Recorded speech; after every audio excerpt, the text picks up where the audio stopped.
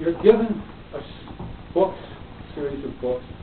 The first books, as you work through them, give you various things to work with.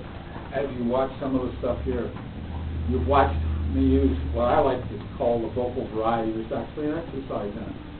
Sometimes I'm talking rather soft, yet when talking about Charlie's thing, I get rather loud and excited. And what makes the speech interesting is that difference in doing things, giving that vocal variety, learning how to use your hands and arms, learning that you don't need to stand in one place, that you don't need to be behind the podium. Although in many cases you're limited to a podium. But Toastmasters tries to teach you how to do all of those things. So it's a very good educational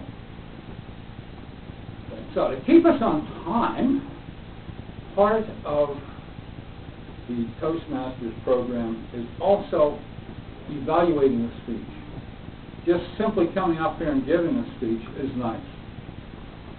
But if you really want to improve and get better, you need somebody to give praise, someone to give constructive criticism, someone to point out some way, somehow, someplace, somewhere where you can improve just a little bit. This group has done that for me for the last 6, 7 years. Both as just recently with my propeller speeches and stuff. Later on, I was chairman of the board. They helped me conduct meetings, all sorts of reasons. So it's good.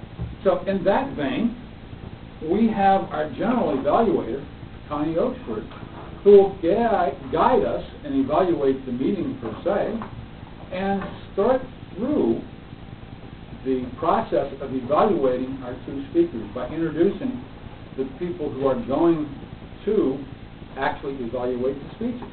And Connie Oxford